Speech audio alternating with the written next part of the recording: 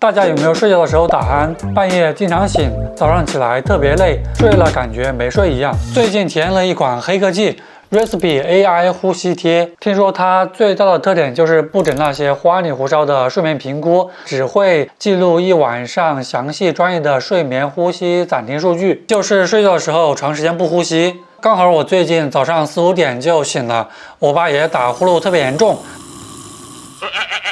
帮大家试试检测效果。包装我们打开看一下，这里面是3个呼吸贴，下面这是一张说明书，最下面这里就是我们的主机，这里有一个开关，长按，它就开机了，全家人都能用。用法很简单，打开主机，固定到呼吸贴，连接小程序，睡前撕开贴在肚脐上就好了。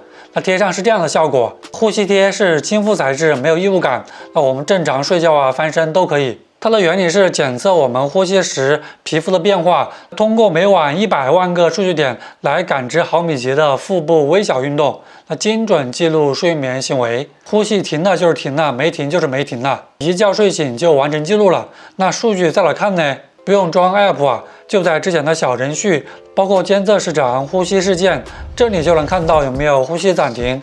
那像我爸是9.8，就属于轻度呼吸暂停。那下面可以下载详细的呼吸检测报告。那我也测了我和我爸的睡眠情况。那我爸是晚上10点多到7点半。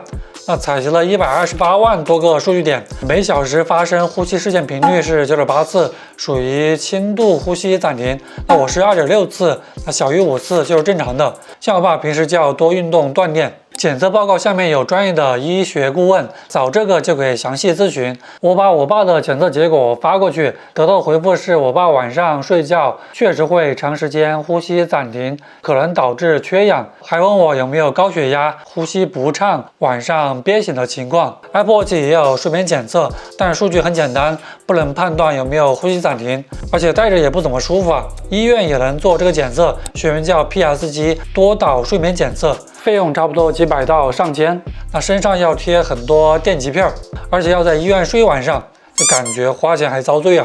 要是担心自己有呼吸暂停的问题，或者想帮家人检测，那 Raspy AI 呼吸贴完全就可以啊。总体来说，这款黑科技可以检测有没有睡眠呼吸暂停的症状，准确率达到99.99%。睡眠对我们每个人来说都很重要啊，它可以帮我们修复身体、缓解压力、增强免疫力。如果你发现自己晚上睡觉经常打鼾，那感觉睡得好，结果白天还是犯困，就要注意了。睡眠呼吸暂停筛选可以帮我们发现身体潜在的呼吸疾病，避免更严重的后果。如果你平时上班很忙，或者父母打鼾比较严重，就可以用 Raspy AI 呼吸贴在家里检测。